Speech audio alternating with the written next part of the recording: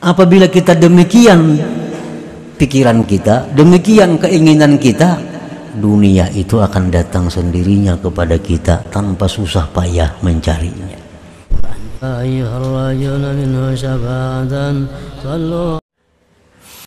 Anta hurrun mimma anta anhu ajisun wa abdun lima anta lahu tami'un, yang artinya engkau adalah merdeka,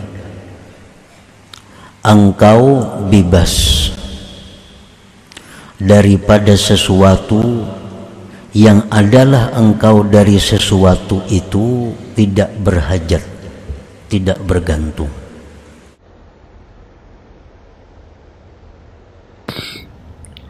Dan engkau adalah budak.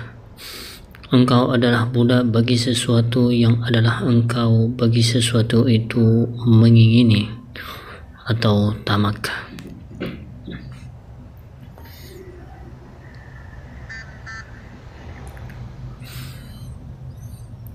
Para muhibbin rahimakumullah, artinya kita ini merdeka. Arti merdeka itu tidak terkekang, bebas daripada sesuatu yang kita tidak memerlukan kepada sesuatu itu. Nah, kita tidak perlu kepada sesuatu itu, maka kita bebas daripadanya. Dan kita menjadi budak bagi sesuatu yang kita ingini. Kita menjadi budak bagi sesuatu yang kita ingini. Kita ingin sesuatu, maka kita kejar sesuatu itu. Dan kita tunduk patuh kepada sesuatu yang kita ingini itu.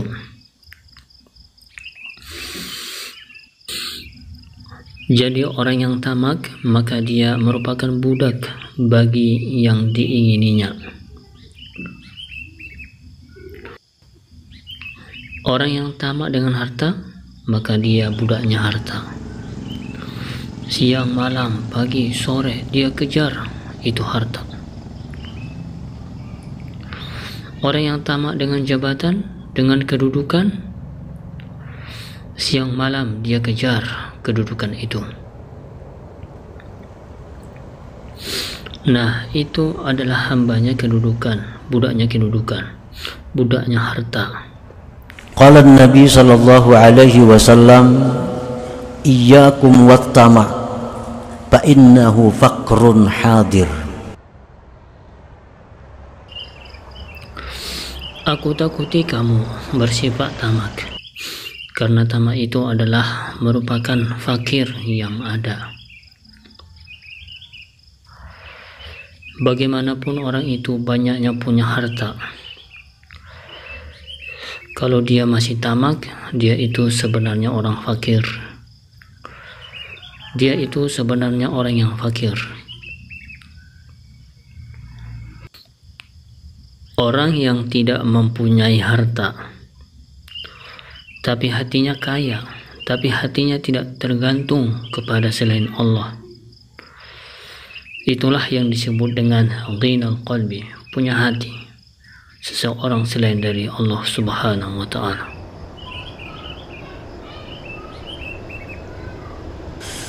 Wa qala an-nabi sallallahu alaihi wasallam, man kanat niyyatuhul akhirah jama'allahu syamlah wa ja'ala ghinahu fi qalbih wa atathu dunya wa hiya ragimah wa man kanat niyyatuhu fid dunya farraqallahu alaihi amrah wa ja'ala faqrahu baina 'ainaihi wa lam ya'tihi minad dunya illa ma kutiba lahu. Rasulullah sallallahu alaihi wasallam bersabda, barang siapa mengingini akhirat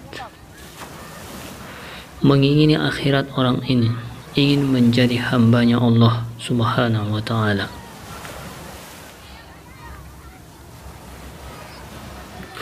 orang ini ingin mendapat keridhaan Allah, orang ini ingin masuk surga,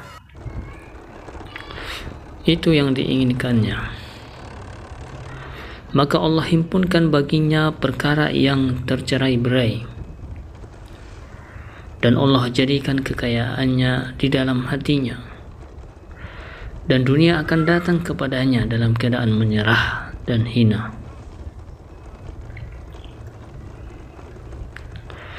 Orang yang ingin hidupnya ini niatnya, keinginannya akhirat, orang yang hidup itu pikirannya adalah bagaimana dia mempunyai bangunan, mempunyai gedung di dalam surga,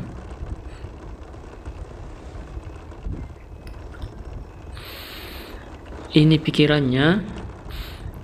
Orang ini berpikir, berkeinginan bagaimana caranya supaya aku punya gedung yang megah tapi di surga. Nah, itu pikirannya. Nah, orang ini akan didukung oleh Allah Subhanahu wa ta'ala. Segala urusan yang bercerai-berai menjadi satu, menjadi mudah, dan hatinya dikayakan oleh Allah Subhanahu wa ta'ala. Dunia yang dijatahkan kepadanya akan datang hina, menyerah kepadanya.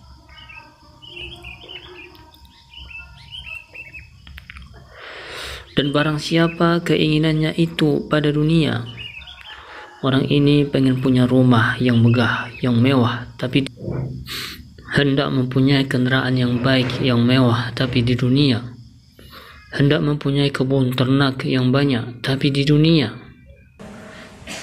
farraqallahu alaihi amrah, Allah cerai-beraikan atasnya urusannya,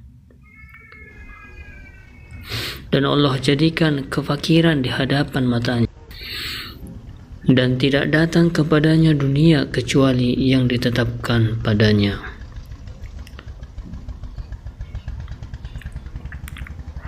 Jadi artinya orang-orang yang mengingini dunia, ia akan selalu sibuk karena urusannya yang tercerai-berai. Lalu merasa fakir, merasa tidak cukup, dan dunia yang diberikan Tuhan kepadanya enggak berubah dari apa yang ditetapkannya di Lauhil Mahfuz di masa azali dahulu kala.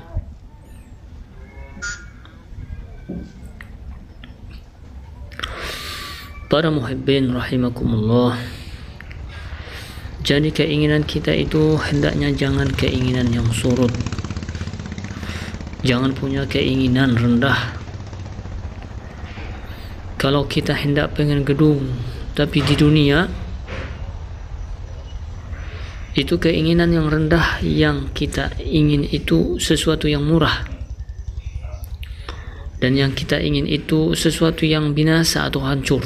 Tetapi ketika kita tingkatkan keinginan kita itu kepada gedung-gedung di surga yang kita miliki, mobil-mobil yang mewah di surga tapinya, apabila kita demikian pikiran kita, keinginan kita, dunia itu akan datang sendirinya kepada kita tanpa susah payah mencarinya. Para muhibbin rahimakumullah, qala Nabi sallallahu alaihi wasallam, man asbaha wad dunya akbaru hammi yulzimullah ta'ala qalbahu thalatha khisal, hammun la yanqati'u abada, wa syughlun la yatafarragu minhu abada, wa faqrun la yablughu muntahahu abada. Rasulullah sallallahu alaihi wasallam bersabda, barang siapa berpagi-pagi dunia yang menyita pikirannya, orang ini lepas dari tidur setelah sembahyang subuh, itu sudah memperkirakan urusan-urusan duniawi, urusan-urusan yang tidak akan dibawa mati artinya. Maka orang seperti ini Allah lazimkan di hatinya 3 perkara. 1. Hammun la yanqati'u abada, Kerisauan yang tidak putus selamanya. kesibukan yang tidak pernah lapang ia daripadanya, kefakiran yang tidak ada ujung baginya selamanya. Nah, para muhibbin rahimakumullah, jadi pagi hari bangun dari tidur setelah sembahyang subuh itu waktu-waktu yang kita disuruh Allah untuk zikrullah. Waktu itu waktu yang disuruh oleh Allah kita memikirkan akhirat. Di waktu pagi, awal siang, awal hidup kita, pagi-pagi itu Allah menyuruh kita agar berpikir akhirat, jangan berpikir dunia. Oleh karena itu Allah Subhanahu wa Ta'ala memberikan ganjaran yang sangat besar kepada orang-orang yang di pagi itu berzikir kepada Allah. Man shallal fajra fi jama'atin thumma qa'ada yadhkurullaha ta'ala hatta tatlu'a asy-syams thumma shalla rak'atain kanat lahu ka ajri hajjatin wa umratin tammatin. Ujar Nabi, barang siapa sembahyang subuh berjamaah kemudian duduk berzikir, baca Qur'ankah, salawatkah, tasbihkah, menuntut ilmukah sampai terbit matahari. Kalau sampai sejam itu. Kalau sampai sejam. Tidak sampai. Lagi sampai yang subuhnya tengah 6. Begininya. Subuhnya tengah 6 sampai terbit sejam matahari. Sampai terbit matahari. Sembahyang Isra 2 rakaat atau duha 2 rakaat. Maka baginya mendapat pahala haji umrah sempurna, ujar Nabi. Nah ini adalah satu dorongan kepada umat bahwa hendaknya di pagi-pagi itu jangan memikirkan urusan duniawi. Isilah waktu pagi itu dengan akhirat.